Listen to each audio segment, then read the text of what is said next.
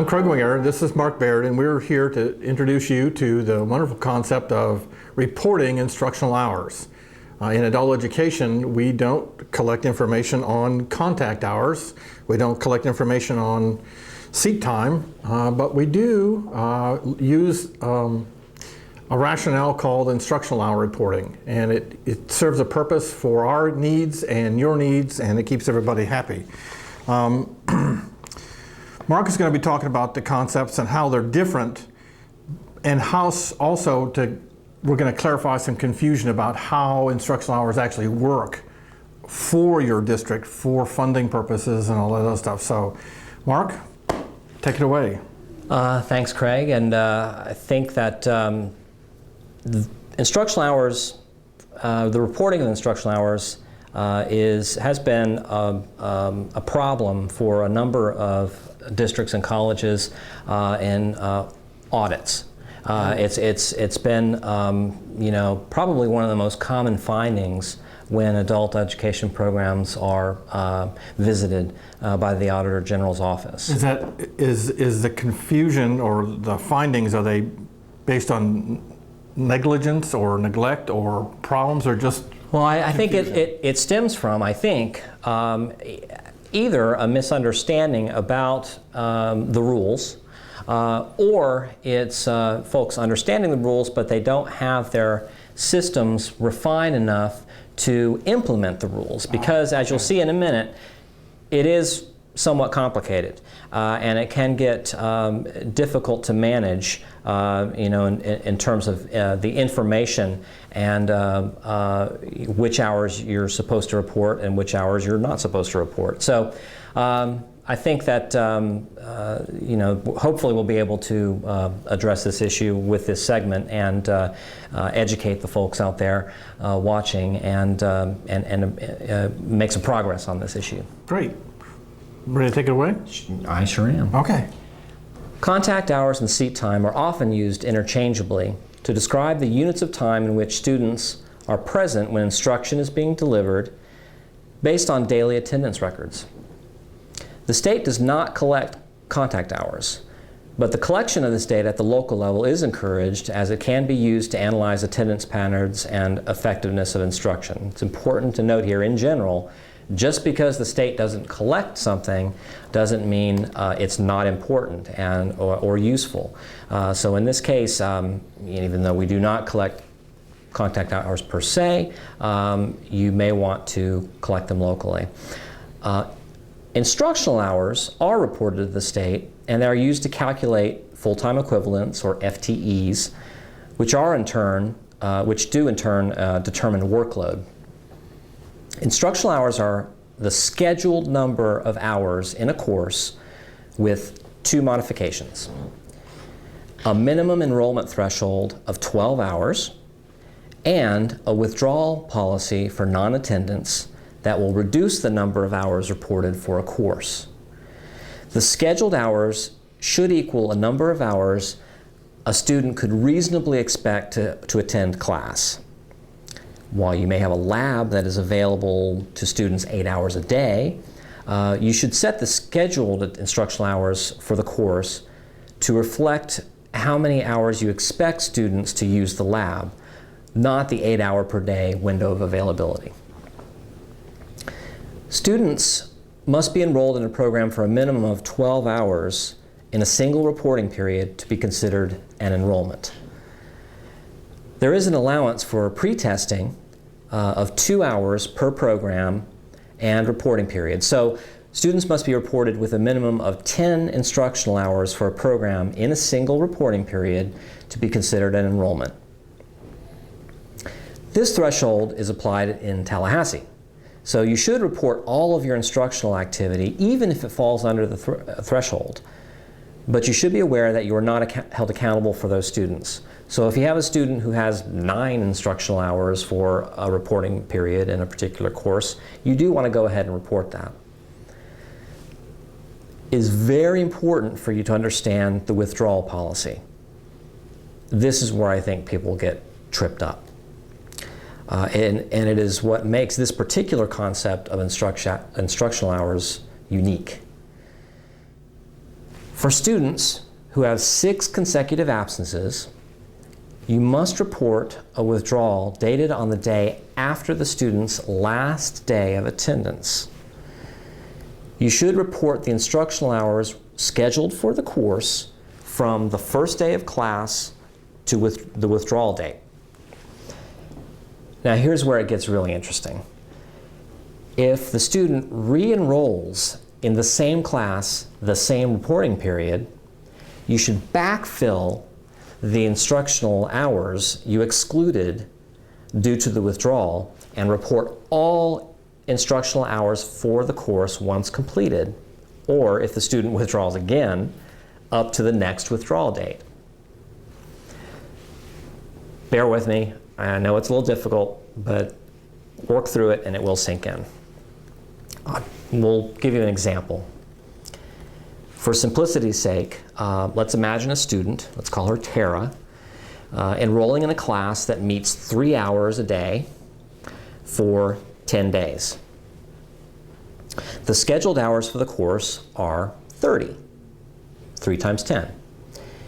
If she makes it through the course without 6 straight absences, even if she missed 5 classes in a row, you would report all 30 instructional hours for this student.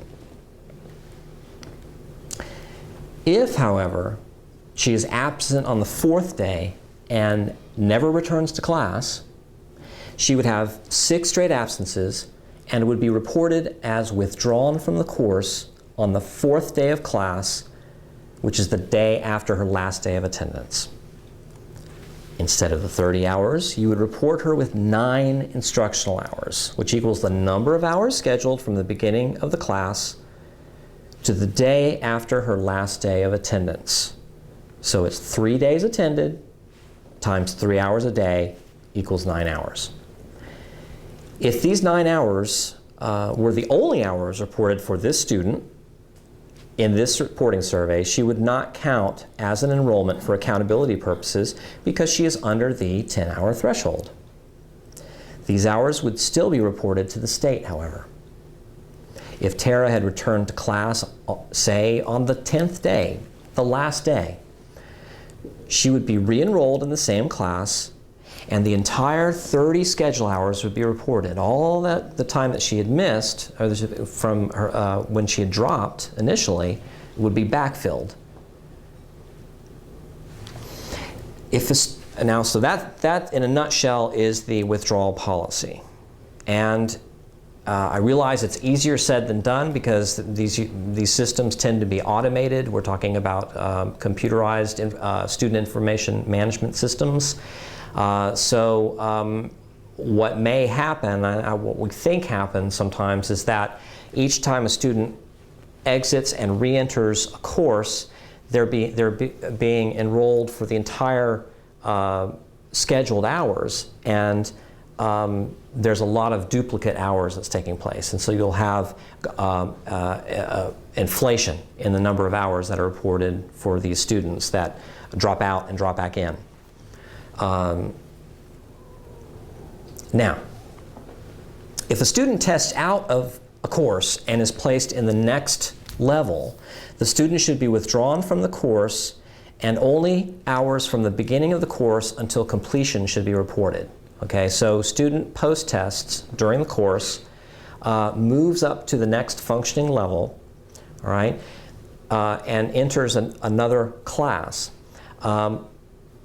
Only those hours up to the point at which the student post-tested out of the course should be reported, not all of the instructional hours for the course.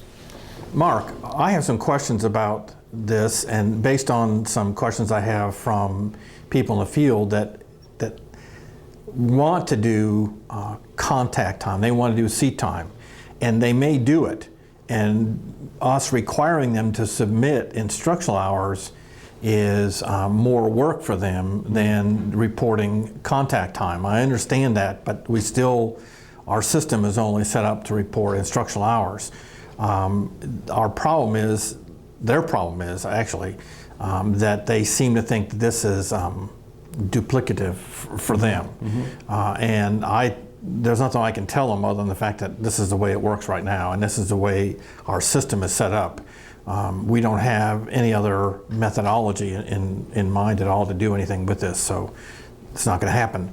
Is there anything else we can tell them to make it seem more useful to them? In other words, they need to have some sort of backup plan or something like that, because both contact hours and instructional hours are useful in different contexts. Like you said earlier, contact hours is much better for evaluating effectiveness of teachers, effectiveness of instructional methodologies, all that stuff.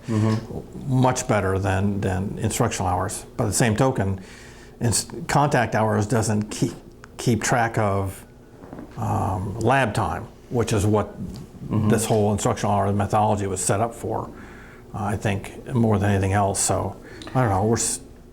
Well, it was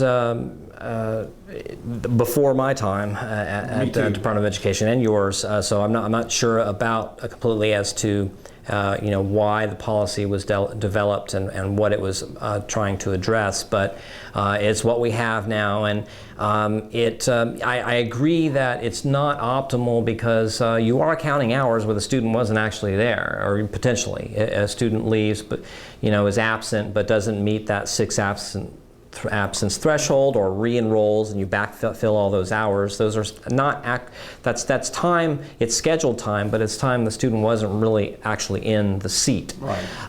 So I agree that it is not it's not the best approach necessarily for doing evaluation and research. However, it is the policy. And for districts in particular, it's very important in terms of calculating workload for funding purposes. If you were to report actual contact hours instead of instructional hours, you could really be shorting yourself. In terms of calculation of your workload, and have funding implications. So it's not something I would. This is how you were supposed to report into the state system. Unfortunately, if districts and colleges are doing actual contact hours, that's got to be in addition to these scheduled instructional hours. Okay. Well, I think that pretty much ends our discussion about this. Is there anything else we need to talk about with this? Well, just that if anyone has any additional questions, they should contact the Division of Career and Adult Education, and the contact information is provided here. And staff would be happy to assist you with any questions you might have. Thank you very much. Thank you.